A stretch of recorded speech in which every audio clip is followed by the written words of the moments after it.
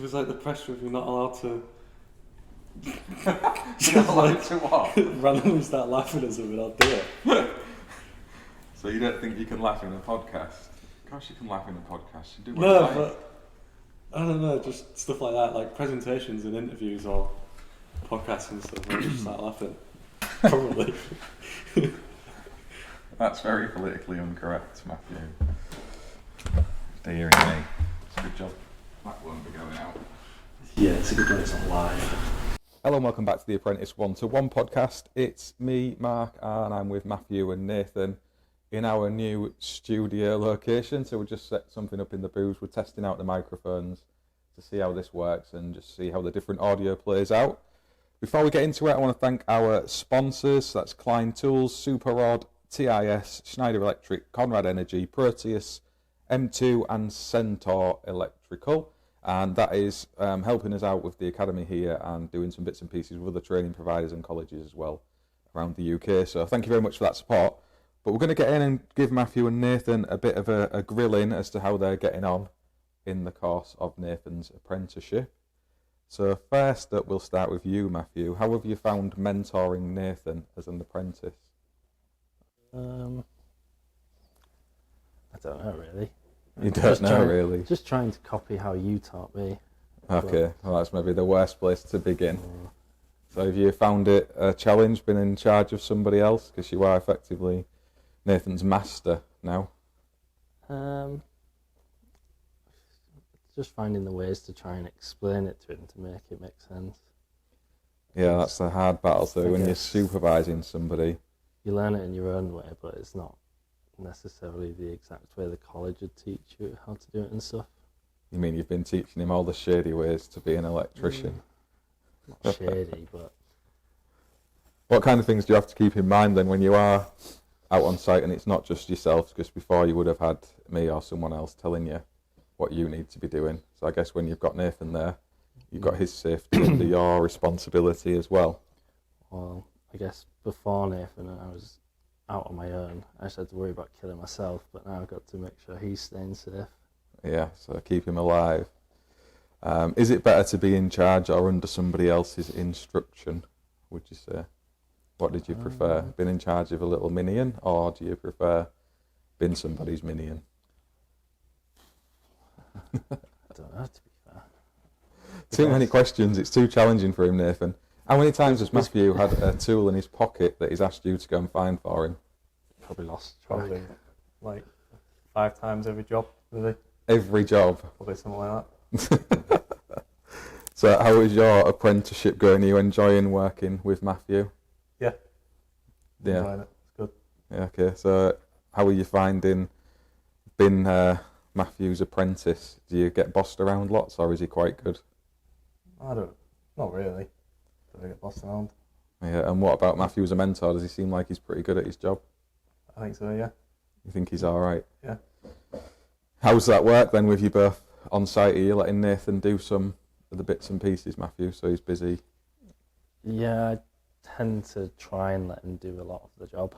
So you've been doing a PIV this morning, so a positive input ventilation unit, and did you let Nathan crack on with it, or have you just been stood watching him there? How's that work?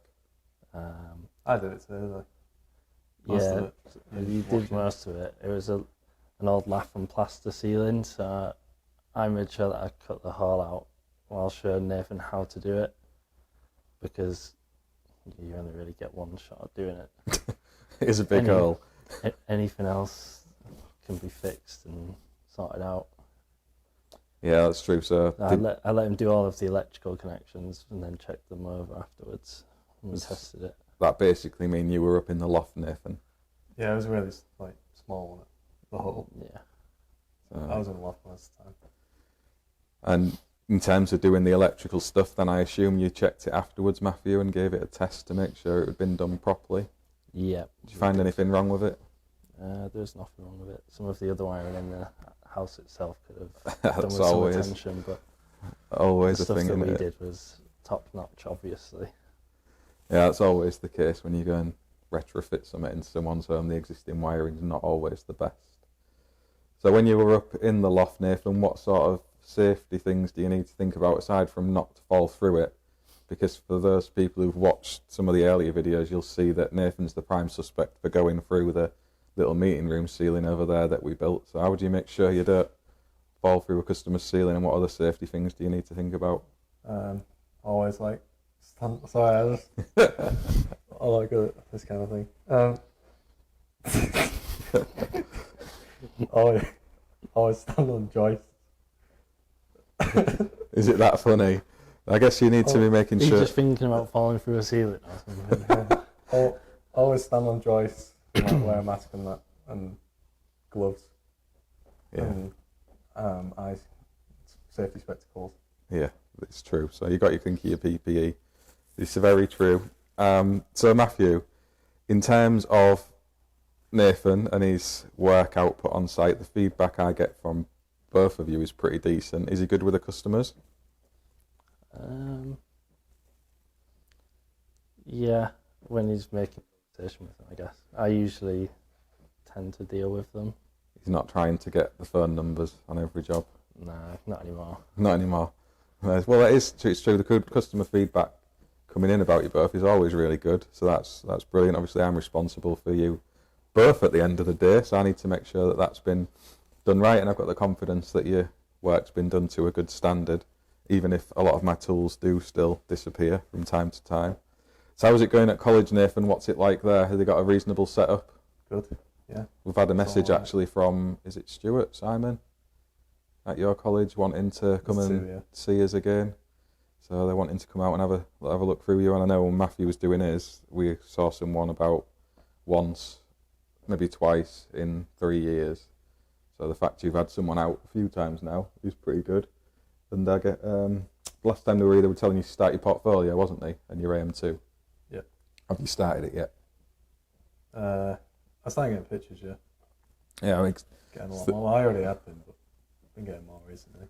it's the time to start doing it now. So you're in your second year, aren't you? So I would say from the summer onwards, you're going to be starting to fill it in more formally. So you need to be getting on with it. Matthew, what do you think of the domestic electrician apprenticeship? Have you read and seen any content I've shared on that? Or are you oblivious to it? I've seen little bits of it. There's it. You do a 3-year apprenticeship where it covers just domestic, and then there's like an add-on year for commercial and It's more focused on industrial and stuff. EV, solar, and battery elements in a domestic environment, but is limited to single phase. So do you think that's a good thing or not? Based on my kind of thought is there's a lot of domestic employers out there who can't give their apprentices the full range of experience they need to do the portfolio. Nathan's lucky because he's going to get that opportunity, but this is a way for them to have an option to do their study. I think it makes sense. As long as it's defined. Yeah. What do you think about them all getting gold cards? I guess just for the bit that they're trained in and competent in themselves, and they're not going to go off and do work that they're not confident carrying out. Yeah. And making mistakes. And Can they call it like a silver card or something? It's not. It is kind of in a way going to be that, but the approved standard among trades at level 3 is a gold card. It's not just in the electrical industry, so it's in like chippies have them, plumbers have them, we've got them. It's just the gold card. This is going to say domestic electrician on it, and you're supposed to check those cards when people go on site, because the worry is someone's going to rock up to a commercial workplace with a domestic gold card and people will just see the gold bit and wave them in. So there does need to have to be that gatekeeping. So it sort of is a silver card, if you like to see it as a little bit lesser.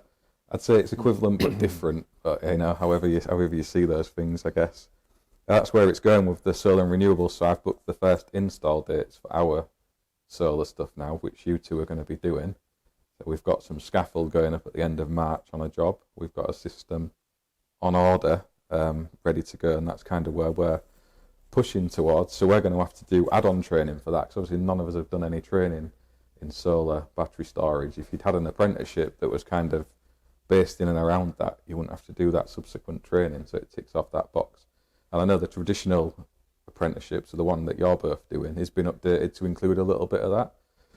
But there's different, I can't remember the actual terminology they use for it, but it's like an awareness of it, actually doing it, and then doing the theory and the doing it And the domestic one does all of that, whereas the traditional one I just kind of think outlines what it is rather than specifically teaches it. So that's one of the differences. But you're looking forward to getting up on a roof?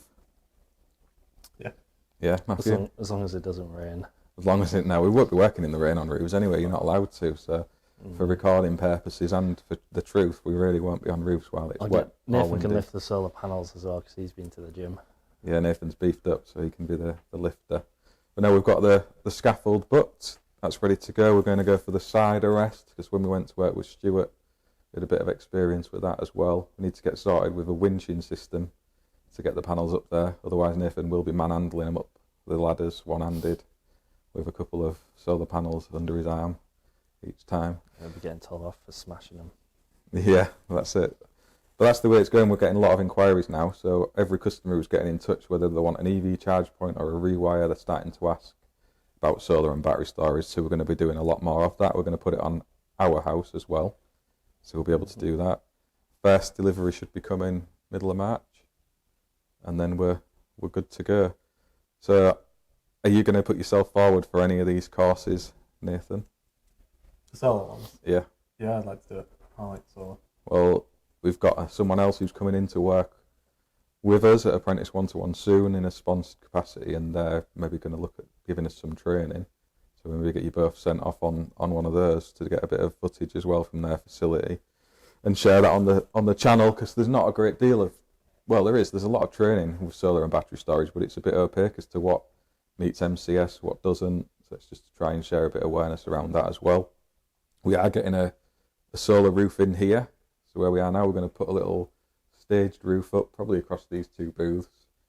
Dan from DMH, I keep mentioning it, but I am going to speak to him to get that formalised and arranged, where we're going to stick maybe 3 or 4 solar panels up, a little battery storage unit just behind you two, and an inverter as well, so we can maybe give some other people a bit of experience on how it all works, rather than a formal training thing. It's just often knowing how it bolts together, isn't it? Because that was the thing I found most weird on that roof with Stuart, figuring out how you get the tiles off in the right place, where you need to grind them out, how to fasten the hooks down, and then securing the panels themselves. The wiring of them is pretty basic, isn't it? It's just plug and play. So Yeah. hopefully that's not too challenging for us. So do you think there's value in doing the MVQ and AM2, Matthew? Has it been valuable to you since you've finished? Because there is discussion in industry that they're actually meaningless. I wouldn't say it's meaningless because it proves that you are competent at the end of your studies and proves that you've actually learned what you should have done. Exactly. There's like a benchmark to it, isn't there, really? I guess they could do more tests along the way, but then it would be internal to your college probably, and there's ways that people could slip through it, I guess. Yeah, and Nathan, are you looking forward to the day you're fully qualified, having done your MVQ and AM2? Yeah. I'm sure I'll get the pay rise request within hours of you finishing your AM2. You probably, before you drive home, what do I get paid now I'm a qualified electrician? The second you've finished your AM2. Yeah. Too right as well. Too right as well. So whether you get the gold card or not is here and there. Obviously, I've got one, you've got one, haven't you, Matthew? But as long as you've got the qualifications to attain one, that's the important bit.